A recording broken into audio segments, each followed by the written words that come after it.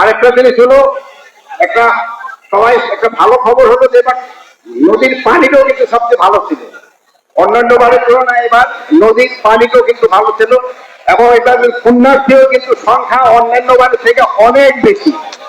এবার পুণ্যার্থীদের সংখ্যা অনেক বেশি, প্লাস আবার এবার যে ইটা পড়তে হতো কিন্তু রাত 2টা থেকে মনে হয় লগ্নটা শুরু হয়েছে, ওটা মনে হয় শেষ হবে আজকাল রাত 12টায় শেষ হবে। এই সময় যে আপনারা সবাই খুব ধৈর্য ধরে আপনারা সবাই এই পুণ্য স্নানটা করে নিবেন, সবাই ধৈর্য ধরে করবেন। এবং আমাদের সব ব্যবস্থা আছে এখানে, কোস্ট গার্ড, তারপরে নৌ পুলিশ, সেনাবাহিনী, এবং অন্যান্য আইন শৃঙ্খলা বাহিনী, আনসার, ম্যাজিস্ট্রেট সবাই কিন্তু এখানে আছে।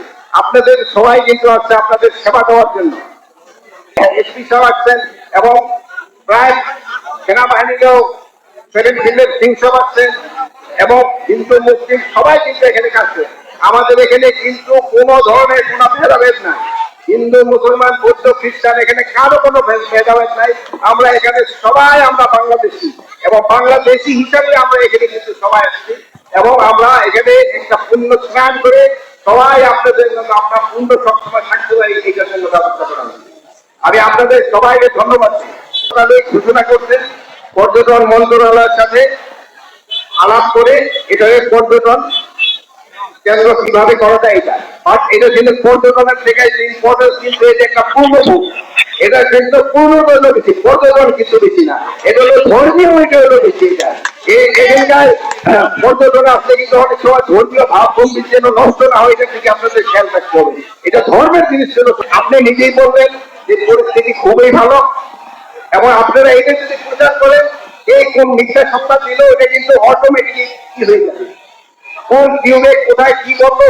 অনেকে আসে যে মিথ্যা সংবাদ দিলে হয়তো লোকজনের বেশি হবে, সে পয়সাটা বেশি হবে, এই জন্য কিন্তু অনেক কাজ করে।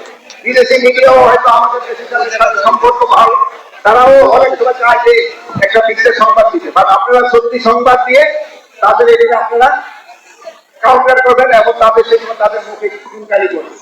আমি আশা করবো আপনারা সত্যি সংবাদ দেন।